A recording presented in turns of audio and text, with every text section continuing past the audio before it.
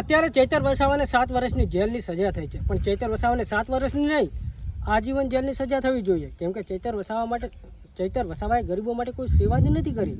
આ મિત્રો ઘણા બધા લોકો આવું વિચારે છે કે ચૈતર વસાવા ફક્ત પોતાના કામ માટે અને પોતાનો ધંધો ચલાવવા માટે આવું કરી રહ્યા છે, પણ મિત્રો એવું નથી।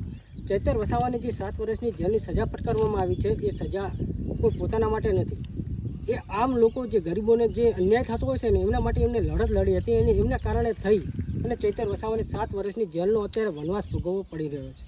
એમના અત્યારે સમર્થનમાં આદિવાસી સમાજના લોકોને સમગ્ર ગુજરાત અત્યારે ચૈતર વસાવાના સમર્થનમાં આવી ગયું છે, પણ શું ચૈતર વસાવાને હવે જેલની બહાર ક્યારે આવશે?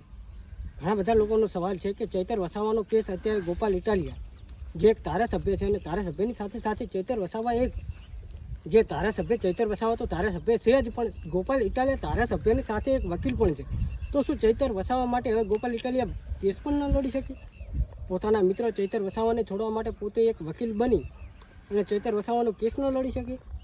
તો ચૈતર વસાવાને છોડવા માટે થઈ અને કેજરીવાલ આમ આદમી પાર્ટીના જે લીડર છે એમને પણ દિલ્હીથી વકીલો મોકલ્યા છે। તો શું હવે ચૈતર વસાવા 24 કલાકની અંદર જેલની બહાર હશે?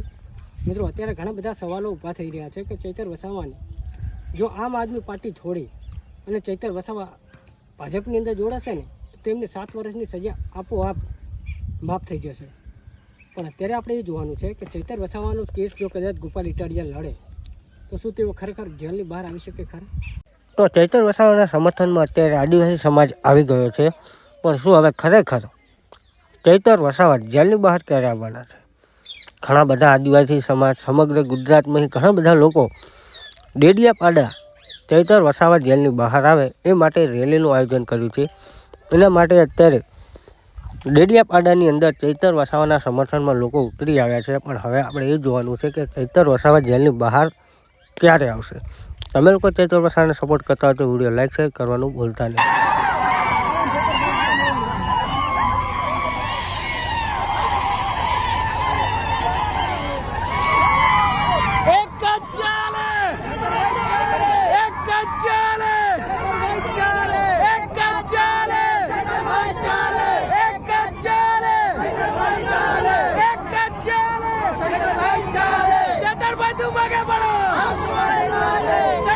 तुम आगे बढ़ो,